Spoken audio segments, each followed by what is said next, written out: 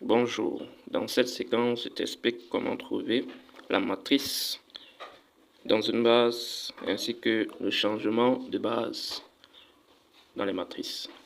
Donc, à travers une petite activité qui est la suivante. Donc, ici, on nous donne dans un plan vectoriel, on donne une base f est l'endomorphisme de E tel que f de I égale f de G égale. On a donné U et V en fonction de I et J. En première question, on va trouver dans la matrice de F dans la base IJ.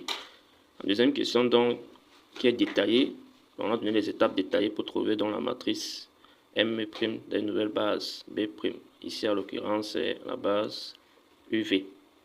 Donc, on commence. Première question, comment on trouve la matrice? Ici, on nous a donné F de I, F de J. La matrice, pour avoir la matrice, il faut simplement avoir F de I et F de J. Ici, c'est déjà donné. Donc, on va se servir de ce qu'on nous a donné. Donc, on a f de i égale. Ce qu'on doit faire ici, c'est écrire de manière linéaire. Donc, à la verticale, on met les coordonnées de i et j à la verticale. Ça vous permet de mieux appréhender la matrice à la fin. Donc, on voit bien 1 moins 1, c'est quoi? Ce sont les coefficients de i et de j. Maintenant, f de j, pareil, moins 4, 5. Donc, que va donc nous donner la matrice? Donc, dans la matrice, ce nombre-ci, ou bien ces coordonnées-ci, c'est les coordonnées de f de i, qui viennent donc sur la première colonne de la matrice, toujours. Et coordonnées de f de j viennent dans la deuxième colonne de la matrice. Donc, qu'est-ce que nous aurons par la suite? Donc, ça vient là, ça fait donc 1 moins 1 sur la première colonne, f de j, moins 4, 5. Et vous avez donc obtenu votre matrice. Maintenant, deuxième question, on veut trouver d'abord les vecteurs i, j en fonction de u et v. Donc ici, c'est les étapes détaillées pour trouver au final notre matrice dans la nouvelle base. Mais voici les étapes.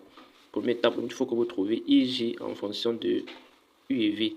D'abord, donc, on va trouver ça. Pour le faire, il faut résoudre le système. Si on donne u et v, on résout donc pour trouver i et j en fonction de u et v. Donc, c'est un système d'équations à deux inconnus, puisqu'on veut que vous trouviez i et j, sachant que on a u et v. Donc, on résout tout simplement cette équation. Donc, pour écrire, pour que ce soit visible pour tous, pour que ça ressemble à ce que vous connaissez, on a plutôt renversé. Donc, 2i moins j égale à u, et en bas, pareil. Donc, après résolution, vous allez trouver donc i et j. Donc, j'ai déjà résolu.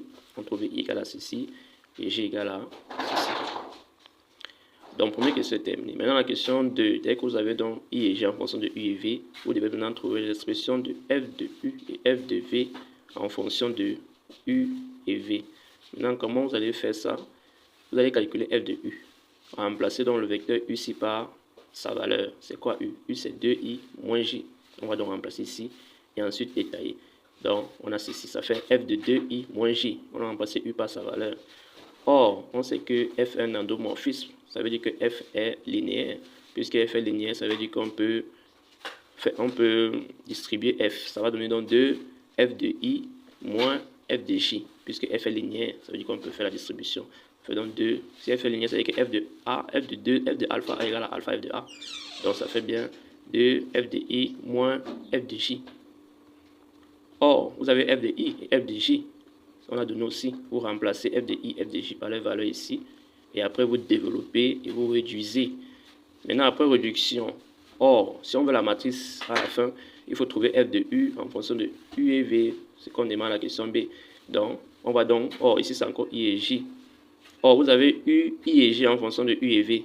On vient donc remplacer tout simplement ici i, j par les valeurs qu'on a trouvé au petit a. On a trouvé i ceci, j ceci. Mais nous allons encore réduire pour avoir rien qu'un seul u et un seul v. Donc, après réduction, nous trouvons donc ceci en fonction de u et v et on s'arrête. On a bien dit en fonction de u et v. On s'arrête ici, pas ici. On va donc faire pareil pour f de v. F de v c'est ceci. F est linéaire. Donc ça fait f de i plus 3 f de j. Or f de i c'est ceci. F de j on remplace. Maintenant après développement on trouve ça. I on remplace i par sa valeur. J par sa valeur. On réduit et on trouve f de v. Donc voici donc votre f de v, votre f de u en fonction de u et v. Et ça, c'est le plus compliqué. Dès qu'on a fini ça, en principe, vous avez de la matrice. Donc, question 3 ou question C. Déduit dans la matrice de M' dans la base B'. B', c'est quoi? C'était UV.